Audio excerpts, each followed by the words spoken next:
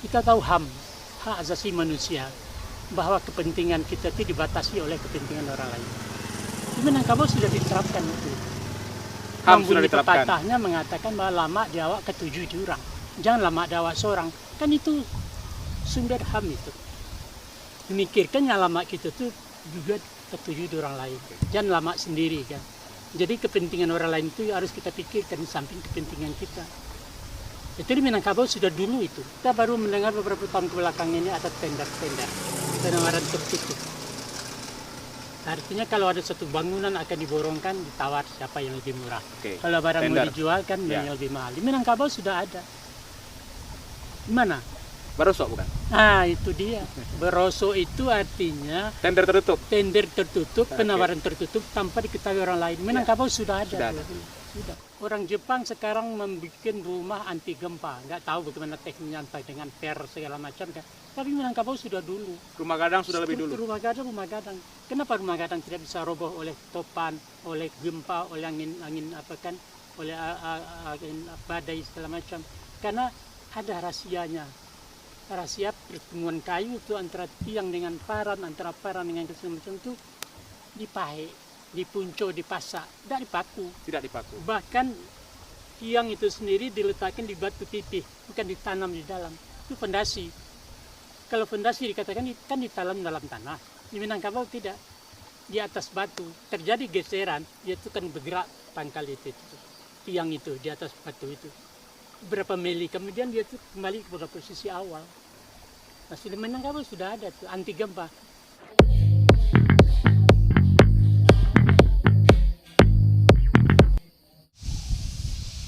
Assalamualaikum warahmatullahi wabarakatuh, pemirsa. Salam jumpa bersama saya Hendra Makmur yang akan menemani Anda selama 1 jam ke depan. Pernah mendengar nama Sultan Rajoange dalam sandiwara radio tahun 80 dan 90-an? Atau Anda akrab dengan ceramah adat Minangkabau yang dapat kita dengar di rekaman, kaset, atau juga internet hingga hari ini? Ya, kita akan bertemu dengan tokoh yang menghasilkan berbagai karya tersebut. Dialah Yus Datuk Parpatya.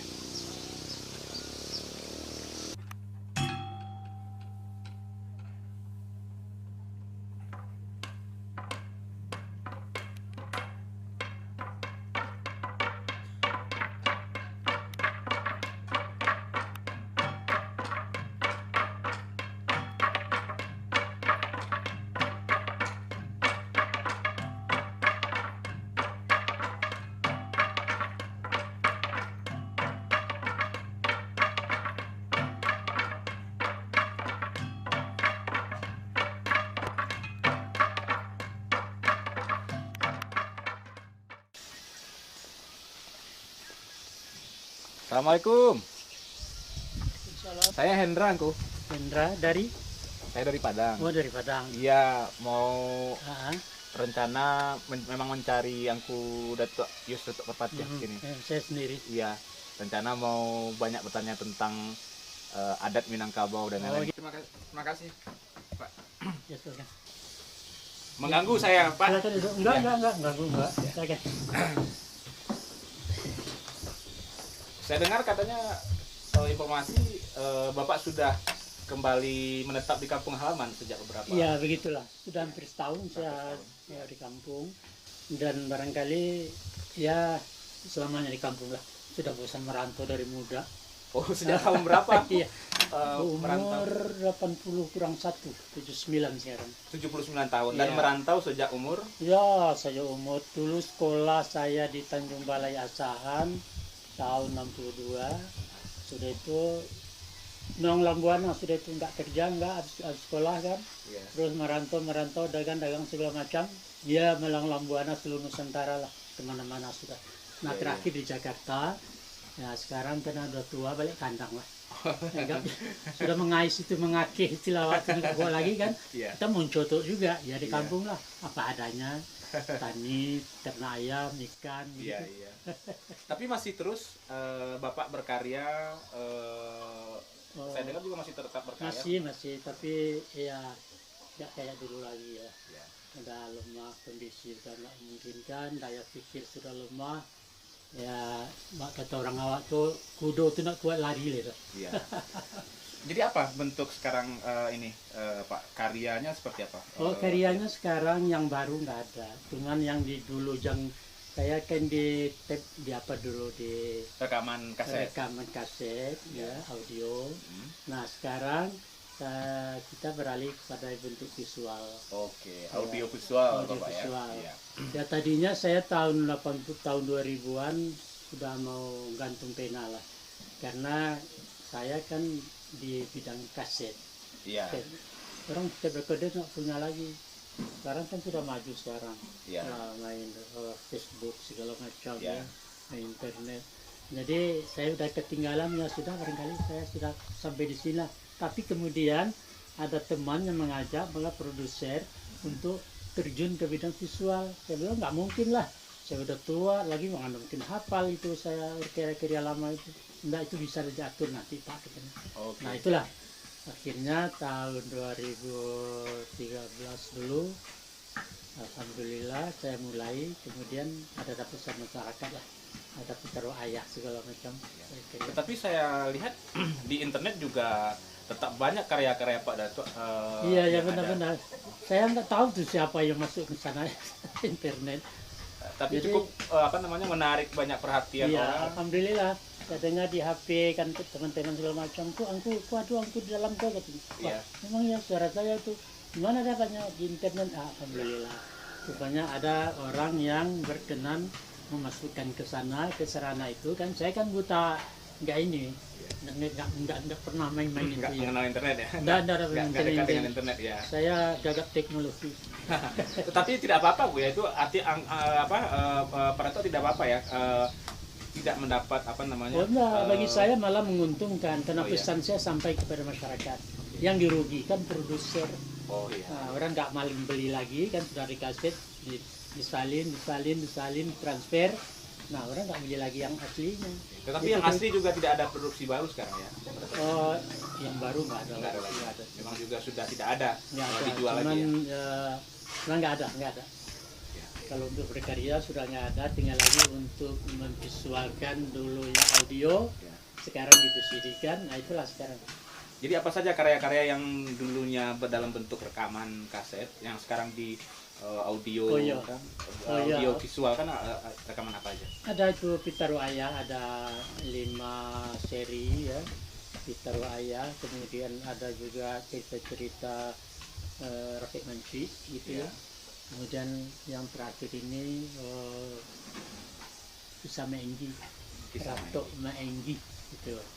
Nah sebelum itu juga ada Pemetik Tantrandam, ada juga semacam apa namanya Tetakan Ibaragiyah artinya Ya. jadi ke lawak tapi humornya humor dakwah gitu. Jadi bukan hanya yang monolog saja, tetapi juga ada yang sandiwara yang Ada berbagi. yang bentuk drama, ada yang bentuk monolog saya sendiri kan sebagai katakanlah itu sebagai drama lah gitu ya. Ada itu yang banyak gitu. Yang dalam bentuk drama tentu tidak butuh Pak Datuk sendiri karena ada beberapa pemeran yang lain. Iya Nah, betul. tentu apakah sekarang harus mencari pemeran baru? Apakah seperti Oh, apa? pemeran baru. Tokoh yang pemeran baru. Karena pemeran yang lama itu sudah banyak yang meninggal, Sudah banyak yang apalagi sudah di Jakarta. Rafiq sudah Manci di kampung, misalnya kan. itu. Rafiq Manci bukan orangnya gitu. Itu kan orang Orang-orang itu. Tetapi- Tapi ceritanya itu masih tetap. masih tetap. Dialognya Oh dialognya kita sendiri, kita ulang sendiri. Karena dulu kan produksi Tanama Record. ya. Jadi harus kita ubah lagi sedikit, ada perubahan. Kalau itu di translate, nanti kan kita kena peraturannya. Itu orang punya hak mereka kan, kita sudah jual itu. Oke. Nah sekarang kita isi ceritanya, tapi dengan pemain baru, dengan versi baru gitu. Pemirsa, jangan kemana-mana dan tetap bersama kami. Pak Datuk, sebenarnya bagaimana memulai Pak Datuk memulai karir atau katakanlah karya-karya di bidang rekaman dulu? Bagaimana awalnya? Dan begitu. Kita mulai dari awal lah ya, Ya. Pak Indra. Kita tahu bahwa hiburan rakyat itu dari masa ke masa kan berubah. Ya. Kalau yang saya tahu tahun 50-an akhir itu hiburan rakyat itu kan ada gramofon namanya, gramofon yang diengkol piringan hitam. Nah Habis itu baru datang radio. Radio juga belum rumah punya radio. Lewat radio tahun 60 baru keluar TV. TVRI, baru satu-satunya TVRI. Dan itu barang mewah. Tidak seluruh orang punya itu. Dan kalau umpamanya dalam satu kampung, dia lihat orangnya, orang kaya baru punya. Tahun 80 keluar tape recorder, baru keluar perkasetan. Nah, disitulah waktu itu mungkin karena ekonomi rakyat itu sudah mulai maju, sehingganya tiap rumah hampir punya tape recorder.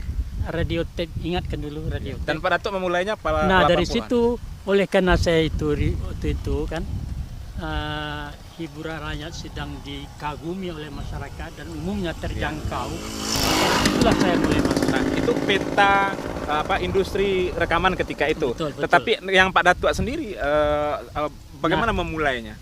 Nah, saya itu kan begini. Saya dan setelah Melang Buana lepas SMA dulu terdampar di Jakarta. Menetap di Jakarta. Iya, Jakarta. Di Jakarta kita karena ke Jakarta, orang pada ke Jakarta, mungkin sumber hidup di Jakarta merubah nasib mungkin di Jakarta. Tapi mau di Jakarta mau bilang apa? Mau kerja sekolah tanggung, mau dagang nggak punya modal, mau merampok hati berdampuang, mau mengemis malu. Nah, oleh karena itu kemana coba dagang pasar, dari pasar ke pasar, obrol dari kaki lima ke kaki lima, sebenarnya dicoba. Cuman karena kita tidak punya modal, ya nantinya akhirnya kandas sampai serapan. Nah, kemudian saya diusulkan oleh teman buka konveksi. Konveksi. Tahun berapa itu? Tahun 79 akhir. 79 akhir ya. Jadi saya bilang, saya tidak punya ilmu tentang konveksi, mau bilang apa? Apa mau saya kerjakan? Dikasih tahu, dikasih kawan informasi, Pak Datuk cari sewa mesin, sewa rumah kontrakan untuk jahit, cari anak buah yang sesuai dengan kepintarannya, buka konveksi. Berapa orang anak buah karyawan? Karyawan ada 9 orang. 9 orang. Ya. Itu mesin jahit itu masih menjahit singer, sewa, nggak punya sendiri, nggak punya modal kan. Jadi katanya begini, ambil bahan saya, potong sendiri, kemudian harus dapat sekian dalam satu blok, ya, dalam satu kain. Nah, kemudian itu baru saya beli. Sebelum itu saya biayai ongkosnya buah segala macam. Sebelum dibeli itu gaji anak buah. Akhirnya karena lama kelamaan gagal juga. Karena pasaran waktu itu sedang anjlok, kemudian anak buah nganggur, sewa jalan juga, bagaimana? Sekarang begini, kita coba-cobalah, bikin sengsara buat nikmat ini. Sudah terjadi suka dukanya dalam konveksi, lantas saya bikin cerita-cerita, orek-orek ceritalah, cerita. Jadi kemudian saya hafal, saya kasih anak buah. Kamu tukang potong menjadi ini, kamu tukang ini, tukang setrika peranannya ini, kamu tukang jahit peranannya ini. Kasih peranan semua, coba baca. Jadi ternyata cikal bakal grup Balerong itu adalah karyawan konveksinya Pak Datuk. Iya, konveksi. Dan orangnya macam-macam, dari Jawa, dari Palembang. Dan sama sekali tidak ada punya background atau latar belakang. Termasuk saya sendiri seorang pimpinan kan. Ya, bukan profesi saya memang kan. Kenapa tiba-tiba muncul ide untuk membuat ini? Nah, ini barangkali pertama karena tersesat ide katanya ya. Kata orang awak kan, karena terpaksa. Kemudian mungkin ada bibit seni itu mungkin ada dulu di bawah lahir. Tapi baru tentunya ingatnya dicoba-coba jadi. Jadi ya. Nah, rupanya menjadi, saya kasih riwayatnya begini. Naskah selesai, saya kasih mata nama rekod. Ini apa ini? Ini kan drama Minang, Pak. Ini drama otak ini katanya. Ya kalau Bapak mau, kalau nggak usah. Saya kasih orang, nggak mau juga. Terus ada seorang bos kaset di Jambi. Namanya lupa saya namanya itu ya. John Transistor. Namanya John, orang Batu Tabak. Katanya dia tertarik. Pada coba ini produksi, tapi saya nggak punya modal. Saya modalin. ayo kita kerjasama. Oke, ini saya tertarik ini, saya bisa laku ini dalam keadaan sekarang. Karena sekarang ada saluang, ada lagu segala macam. Yang drama ini belum ada. Belum ada, Drama ya. Minang. Oke, ini yang saya cari kan. Kemudian dia mau, sudah ambil studio, sudah di booking studio. Cina punya studionya kan. Kemudian katanya kita rekaman tanggal sekian. Tahu-tahu entah kenapa dia tuh menggagalkan sendiri. Pak John ini. Pak John ini, katanya Pak John ini katanya, aduh maaf Pak Datuk, kita nggak jadi. Kenapa? Ya modalnya sedang ini segala macam. Loh, kenapa nggak dari dulu? Ini kan baru cerita baru. Masalah modal segala macam belum pernah kita bicarakan. Yang jelas ini maaf saja lah, nggak bisa kita terusin. Ya kalau begitu gimana, sudah terlanjur rugi dong. Saya sudah mati anak buah, saya sudah beli ini peralatan segala macam kan, sudah konsumsi segala macam. Jadi katanya itu saya gantilah katanya. Aduh gimana ya. Akhirnya begini Pak Datuk, ada solusinya apa? Saya carikan bos orang Cina, ada Cina bos saya. Dia produksi, kita jual sama dia, uangnya untuk Pak Datuk, saya cuma mengantar. Datang dia ke sana ke pos Cina, namanya Chowan. Bagaimana Om Chowan? Ini ada cerita Padang ini bagus ini.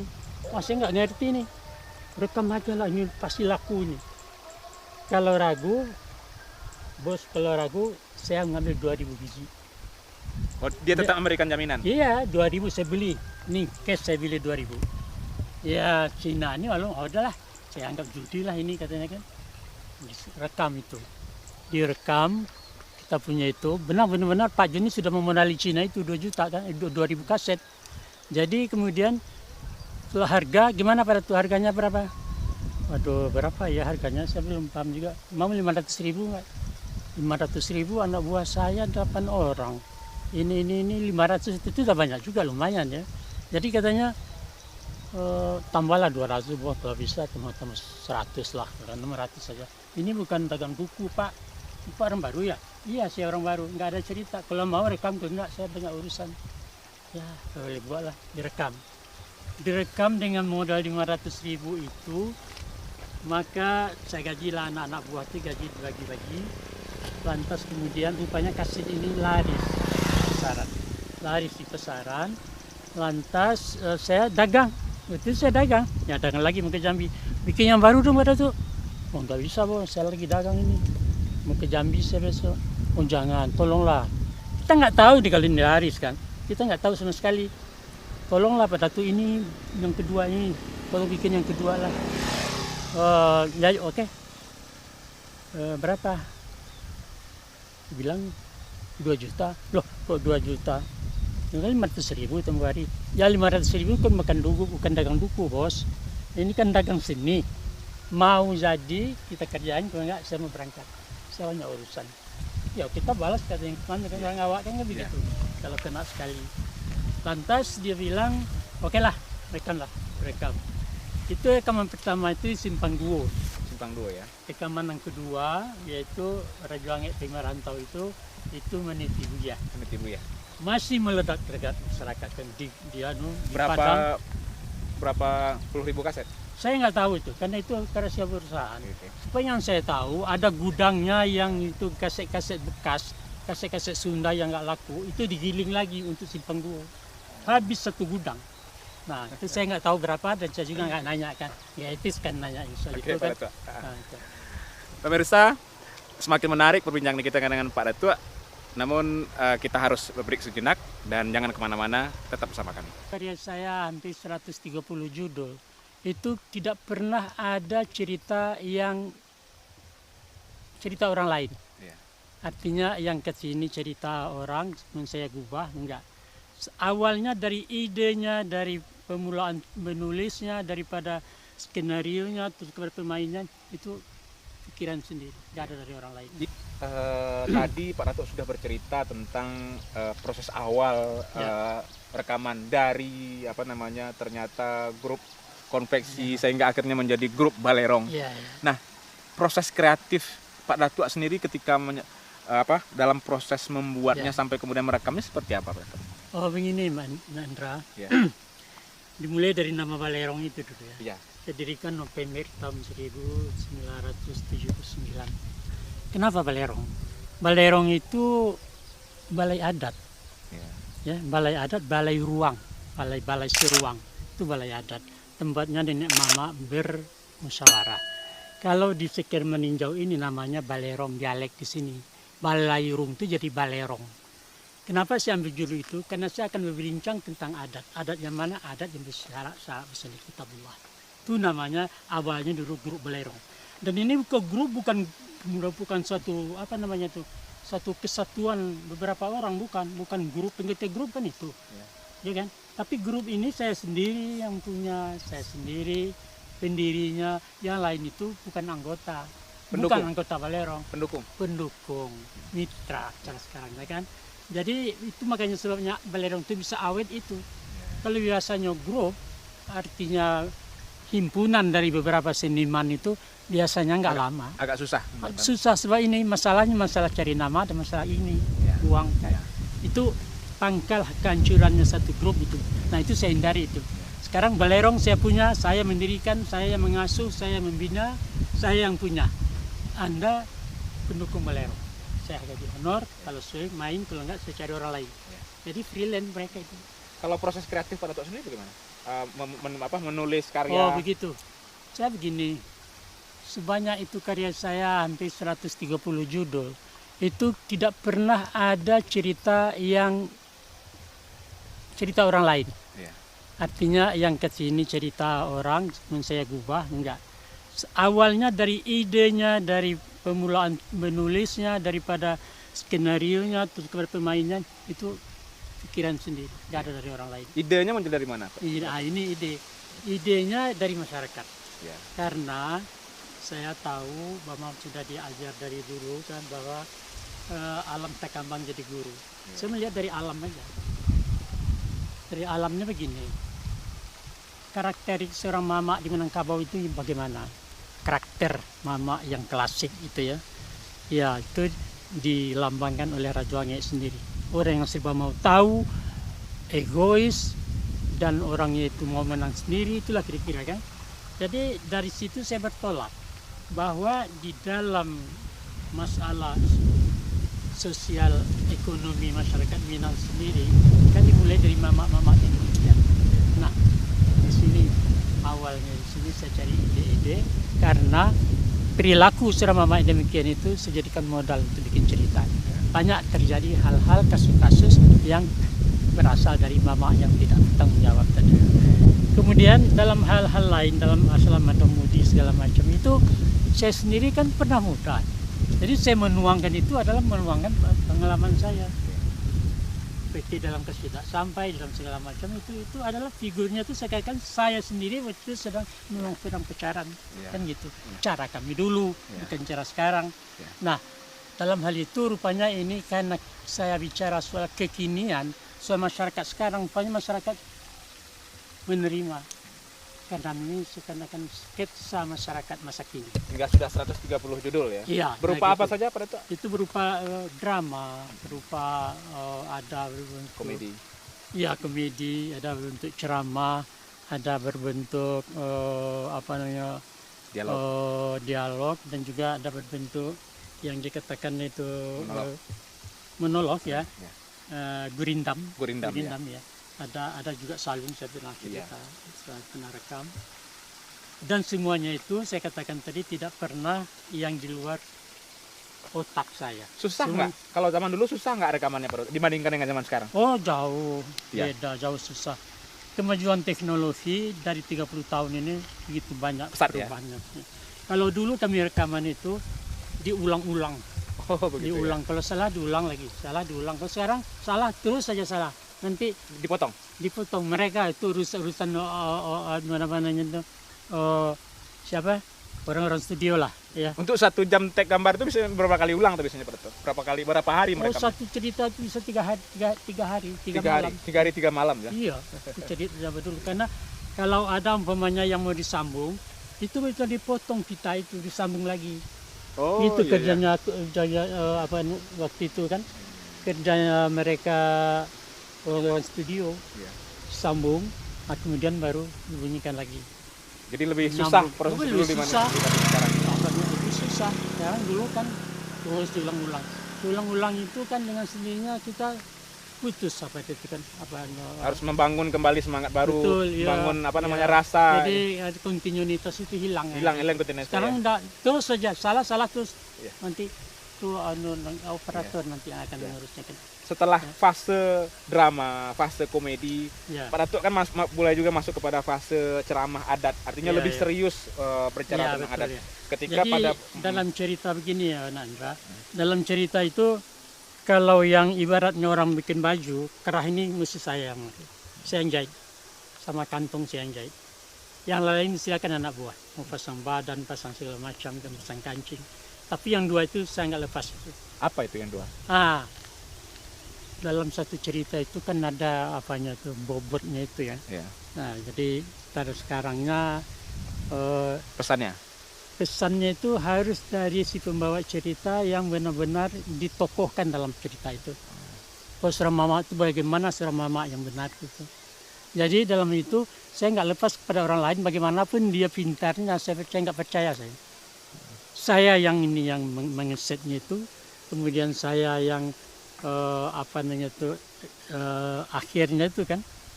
Nah, jadi waktu itu saya nggak mudah percaya kepada anak buah, kepada anggota, saya semuanya menangani. Jadi dalam hal itu sekarang setelah keluarnya apa namanya teknologi baru soal apa namanya itu yang dan saat tujuan lagu dalam satu ini itu apa namanya itu Apa? yang nyimpen lagu itu Flash disk. nah ayo kalau sekarang kan dulu mana ada itu kan. Oh iya. Nah, jadi itu sekarang kan gitu kemajuannya itu. Nah saya sudah bisa mengikuti lagi kan karena sudah tua memang saya gagap teknologi saya mau tunjuk aja sampai di sini tahu masih disambung lagi Ternyata tetap diperlukan pada peran pada dan itu saya karena ketik saya dipaksa oleh produser. Pada itu nggak apa-apa, saya nggak punya modal, nggak urusan modal. Ke Jakarta, untuk dari Jakarta ke Padang saya punya ongkos green ticket. Ya. Perbaiki gigi, gigi baru, gigi palsu. Dalam berbagai karya Pak Datu selalu membawa pesan betapa pentingnya adat Minang, betapa kemudian ada anjuran bahwa masyarakat Minang kembalilah berkepribadian Minang, memakai apa namanya adat Minang. Tapi Pak Datuk sendiri melihat bagaimana sebenarnya penerapan adat Minang di zaman kini dalam realita yang Pak Datuk lihat? Begini, mungkin kena perubahan zaman ya. Nilai itu kadang-kadang pun sudah berubah. Jadi dalam hal itu kalau dibanding dengan saya yang sudah 3 zaman gitu ya, dibanding sebelum tahun 70 lah sampai sekarang sudah jauh perubahan. Bagaimana mengaplikasikan adat itu, bagaimana orang memakai adat, kalau dikatakan pakai baju tidak pakai usang, adat pakai baru, memakai adat baru itu sekarang yang sudah susah. Jadi kalaulah bisa dikatakan bahwa adat Minangkabau itu menghadapi suatu persimpangan gitu ya. Saya khawatir kalau nanti adat ini akan hilang dari peredaran, gitu ya. Karena apa? Karena nilai-nilai adat itu orang sudah tak kenal dan tidak lagi mengamalkan. Tapi ingin tahu itu ada. Ingin tahu ada. Artinya animo untuk itu ada, tapi untuk mengamalkan, mengaplikasikan adat itu sendiri dalam kehidupan sehari-hari itu sudah jauh panggang dari api. Jadi dalam hal ini kalau dikatakan adat itu adalah diwariskan kepada generasi baru. Pewarisan ini yang saya gamang itu nggak nyambung lagi sampai sekarang. Karena apa? Karena yang muda itu sudah tidak lagi peduli dengan adat. Yang tua itu tinggal menghimbau. Di mana masalah? Masalahnya begini. Masalahnya kalau saya tidak menyalahkan angkatan muda. Oh iya. Tidak yang salah yang muda? Bukan. Karena apa? Karena kami dulu juga tidak pernah belajar adat, tidak ada buku adat, tidak ada diskusi adat, tidak ada ceramah adat. Kami dulu menyimak praktek adat di tengah-tengah masyarakat itu sendiri. Soalnya di mana? Soal yang sebenarnya bukan yang muda, tapi di mana sebenarnya masalahnya? Masalahnya yang muda sekarang itu tidak ada lagi yang mau dicontoh. Kalau kami dulu mencontoh, mentaladani perilaku yang tua-tua generasi dulu, Yang kami tahu itu adalah untuk modal kami untuk melaksanakan mewariskan adat itu, menyambung kepada generasi seterusnya.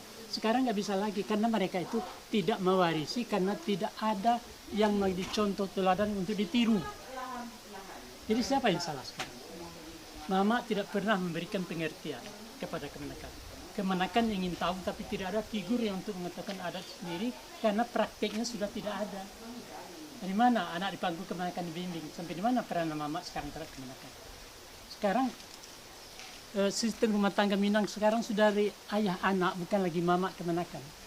Makanya saya bikin ditaruh ayah itu karena yang didengar sekarang ayah bukan mama. Karena mama itu udah longgar kaitannya. Jadi dalam hal itu yang jauhnya sekarang itu pengamalan adat itu karena yang muda-muda itu tidak lagi mempraktikkan adat bagaimana pesan-pesan dan fatwa adat sendiri menerapkan di tengah masyarakat. Karena yang dicontoh tidak ada. Angkatan muda sendiri ingin mencontoh kepada angkatan selanjutnya sebelumnya tempat dia mewarisi, tidak ada lagi yang harus ditauladani. Lalu apa yang mesti kalau memang kita menganggap adat Minang masih penting, apa yang mesti kita lakukan dalam kondisi Nah, seperti seharusnya angkatan muda ini ada animo untuk menjangkau, menjemput. Kemudian si mama ini angkatan sekarang yang sedang generasi sekarang ini harus memberikan pembekalan itu kepada yang muda-muda. Harus dia memberikan dengan contoh-contoh, bukan hanya dengan fatwa. Karena ini taruhlah umpamanya Balerong cukup itu dengan bicara, dengan melakukan, dengan ceramah segala macam. Itu kan saya akan mengingat pada satu hadis bahwa kalau terjadi satu kemungkaran, rubahlah dengan tanganmu. Saya tidak punya tangan, tidak punya kekuasaan. Kalau kamu tidak sanggup, rubah dengan mulut. Nah sekarang Balerong merubah dengan mulut, dengan bicara, dengan dialog. Kalau tidak juga merubah dengan hati, itu selama iman, itu kata hadis. Jadi saya ngambil yang kedua, mencoba menyampaikan sesuatu itu menurut pengamalan saya, pengalaman saya, dan mudah-mudahan itu bisa diserap oleh angkatan muda. Kalau untuk mencontoh, siapa yang mau dicontoh? Tak ada lagi praktik adat itu di tengah-tengah masyarakat. Sebab seorang anak yang dari kecilnya tuli, pasti kalau sudah besar dia menjadi bisu. masih bisa kita Bisu. Jadi Jadi adat Minang ini masih bisa kita kembangkan lebih, kita ajak. harus. Harus. Gitu. Kita harus. Kalau begitu kan meminangkan orang Minangkabau itu penting, itu proyek itu. Nah sekarang bagaimana caranya? Itu tergantung kepada kebijakan daripada pemangku adat, para intelektual Minang, orang-orang tua Minang, bagaimana mewariskan adat ini kepada generasi bawahnya. Itu jadi masalah. Jadi sampai sekarang kan kalau umpamanya wibawa mama itu Pengulu itu sudah tipis. Nah kenapa ini sampai terjadi, nggak ada didengar lagi oleh anak Kemenakan. Malah sekarang karena cenderungnya masyarakat kita ini ke masyarakat materialistis, karena mama itu tidak memberikan apa-apa selain daripada fatwa. Jadi mereka tidak mau dengar, tapi kalau ayah ada uang. Oh begitu. Nah, Iya. jadi mama juga, Iya. mama ketemu dapat cendawan geng gitu ya. Iya. Tapi kalau mama itu sekarang, kalau kami dulu mama itu memang seorang guru itu adalah mama itu. Bagaimana hidup dengan tengah masyarakat, bagaimana mengatur keluarga, bagaimana kita bersikap sebagai seorang calon mama kan. Nah itu dibekali. Sekarang pembekalan itu Sudah terjadi pergeseran ya. Nah, Tapi apakah kemudian pada tahunnya berpergeseran, apakah mau digeser lagi seperti dulu? Mungkinkah kita kembali ke zaman dulu? memang tidak mungkin untuk persis zaman dulu, tidak mungkin. Tidak mungkin. Tapi formatnya itu yang dari sekarang. Kan orang mengatakan begini, sekali aja kadang sekali tapi yang berubah. Iya. Maksudnya? Berubah itu bukan arti berubah nilai. Berubah memang. Kalau tadi malam banjir, sekarang tapian itu berubah. Yang 3 liku menjadi lurus, jadi satu belok saja. Siapa yang menyebutkan air banjir aja kadang. Tapi nilai tidak berubah. Air tetap mengalir dari ulu ke muara. Ya, Jadi- kalau kita analogikan keadaan, apa yang harusnya tetap ada, apa yang harus Nah, berubah? begini, kita harus mencari semacam modifikasi dalam adat.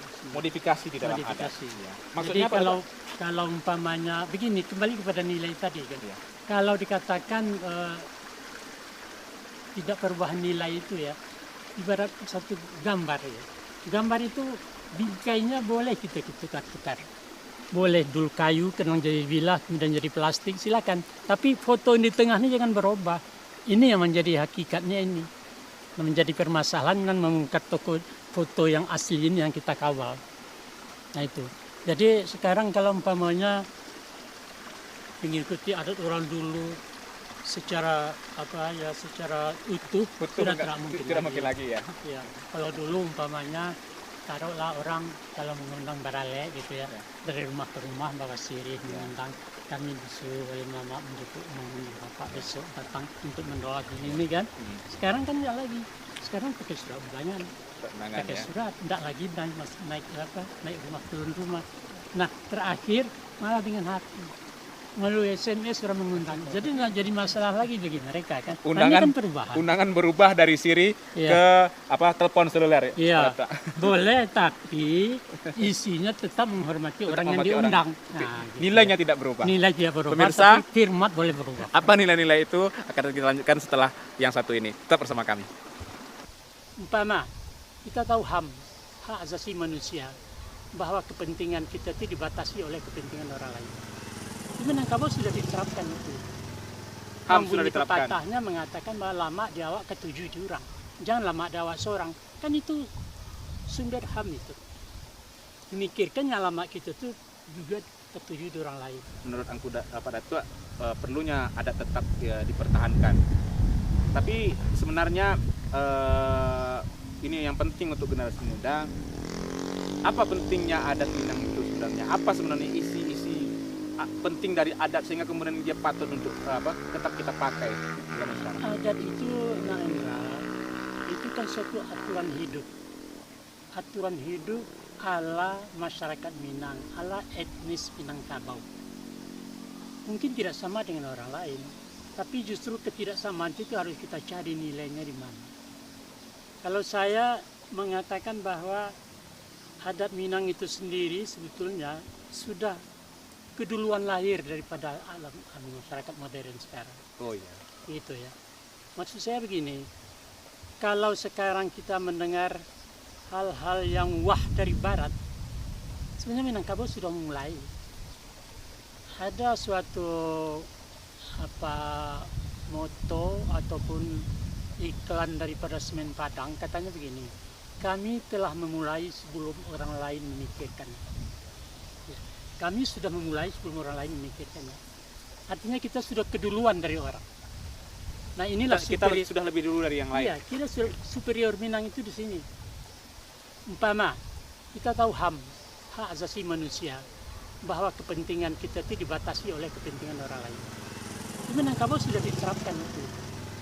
HAM sudah diterapkan. Pepatahnya mengatakan bahwa lama diawak ke 7 jurang, jangan lama diawak seorang. Kan itu sumber HAM itu. Memikirkan yang lama kita tuh juga ketujuh orang lain, jangan lama sendiri kan. Jadi kepentingan orang lain itu harus kita pikirkan di samping kepentingan kita. Itu di Minangkabau sudah dulu itu. Sudah lebih dulu ya? Sudah lebih dulu. Sekarang Endra, kita baru mendengar beberapa tahun kebelakang ini ada tender-tender, penawaran tertutup. Artinya kalau ada satu bangunan akan diborongkan, ditawar siapa yang lebih murah. Kalau barang mau dijual kan yang lebih mahal. Di Minangkabau sudah ada. Mana? Barosok bukan? Nah itu dia. Barosok itu artinya tender tertutup. Tender tertutup, penawaran tertutup tanpa diketahui orang lain. Minangkabau sudah ada. Sudah. Di dua. Yang ketiga, orang Jepang sekarang membuat rumah anti gempa. Nggak tahu bagaimana tekniknya, entah dengan segala macam kan. Tapi Minangkabau sudah dulu. Rumah gadang sudah lebih dulu. Rumah gadang. Kenapa rumah gadang tidak bisa roboh oleh topan, oleh gempa, oleh angin oleh badai segala macam, karena ada rahasianya. Rahasia pertemuan kayu itu antara tiang dengan paran, antara paran dengan segala macam itu dipahe, dipunco, dipasak, tidak dipaku. Tidak dipaku. Bahkan tiang itu sendiri diletakkan di batu pipih, bukan ditanam di dalam. Itu fondasi. Kalau fondasi dikatakan kan ditanam dalam tanah. Di Minangkabau tidak, di atas batu. Terjadi geseran, dia itu kan bergerak pangkal itu. Tiang itu di atas batu itu berapa mili kemudian dia tuh kembali kepada posisi awal. Nah sudah Minangkabau sudah ada tuh anti gempa. Pernah dengar nggak rumah gadang merubuhkan gempa? Belum. Karena rumah batu, rumah tembok sering. Ya. Nah, itu tapi kemudian mempelajari adat memang agak susah. Nah, ya, jadi dalam itu kan maksud saya bahwa kita punya sesuatu yang brilian, punya sesuatu yang maha berharga, tapi kita sudah nggak tahu. Banyak hal-hal yang demikian itu kita sudah, Minangkabau sudah punya. Demokrasi, siapa yang dulu? Barat? Bukan. Demokrasi Perancis itu 1789 oleh Montesquieu di Perancis. Adanya kerajaan-kerajaan yang ditukar menjadi republik. Kan begitu. Di Minangkabau sudah dari dulu. Sudah dari dulunya begini, demokrasi Minangkabau punya undang-undangnya itu adat. Jadi kerajaan yang berkonstitusi adat. Kalau di barat umpamanya dimanapun kerajaan, raja itu di tangan dia segala sesuatunya. Perang atau damai, salah atau benar, mati atau hidup di tangan raja. Tapi Minangkabau nggak bisa. Halangan generasi muda karena katanya untuk mempelajari adat agak susah karena adat Minang selalu diatur oleh pepatah petiti yang sulit diartikan. Nah justru itu mengartikan pepatah petiti itulah yang kuncinya untuk mengetahui adat Minang. Kalau tidak tahu dengan makna dari pepatah itu, tidak ada artinya Minangkabau. Dan lihat daripada hati letterlek secara tertulis, Minangkabau ini pembodohan sebetulnya. Nggak mungkin diikuti, tapi kalau tidak diterjemahkan, umpama alam terkembang jadi guru. Masa alam mau jadikan guru? Alam itu benda mati. Manusia yang punya otak, punya pikiran, punya daya nalar, punya punya hidayah, kok malah berguru kepada alam? Nah itu harus terjemahkan dulu bagaimana apanya yang dipelajari dari alam. Kan gitu. Perilaku alam itu yang harus kita pelajari dan terapkan dalam kehidupan manusia. Jadi kalau umpamanya ada pepatah mengatakan bahwa tidak ada berada, tidak tembuhan sedang rendah. Tembuhan ini biasanya di batang-batang kayu, batang-batang kapas, batang kerambi kan, ujung kelapa. Sekarang ada tempuan itu serang di dalam semak-semak belukar. Dia kan diganggu, itu ada bikingnya di situ. Kalau nggak ada berada, nggak mungkin dia di situ mungkin sarang. Itu ada kalau bukan ular yang bersalang, kalau bukan ada umpamanya pinyangi segala macam. Nah begitu juga dalam penerapannya, kalau ada sesuatu yang ganjil, yang tidak lumrah, hati-hati. Ini harga barangnya 100.000, ada orang yang menjojolkan 10.000 bisa ditawar, hati-hati loh. Mungkin ini barang curian, beli barang palsu, segala macam, karena dia besaran rendah, tidak biasanya, kan gitu. Itu harus diterjemahkan, itu harus dikuasai. Apalagi pepatah-pepatah mengatakan bahwa kalau umpamanya tak kayu jangan dikeping. Tidak punya kayu untuk bertanda, masa dikeping anak tangga itu. Mana ruginya? Untuk menanak seliter beras harus mengorbankan jenjang, itu nggak mungkin. Nalar manusia. Butuh nalar untuk menerjemahkan. Penalaran itu, jadi di Minangkabau ada 3 macam kata-kata itu. Ada yang tersurat, jelas itu ya, nggak usah terjemahkan lagi. Umpamanya malu bertanya sesat di jalan kan gitu kan. Ada yang tersirat, terisyarat, terbayang-bayang terindikasi gitu ya. Dan kemudian ada yang tersurat, isyarat itu bahasa Arab itu, terisyarat. Dikatakan dalam hal itu bahwa ini adalah tersirat, sesuatu ya? yang tersirat maksudnya. Dalam bahasa kita tersirat kan. Nah itu harus terjemahkan, diperjelas dulu. Jangan berpedoman kepada letterleknya, kata-katanya, tapi kontekstualnya, dengan tekstualnya. Yang tersurat tadi ya, satu lagi. Yang tersembunyi berarti ya. Tersembunyi ya, yang tersurat, yang ketiga yang tersurat. Oke. Pak Datuk, kita sudah berbincang hampir 1 jam penuh. Ya. Terima kasih atas waktu Pak Datuk terhadap saya. Demikianlah perbincangan kita bersama Angku Yus Datuk Perpatiah selama 1 jam terakhir.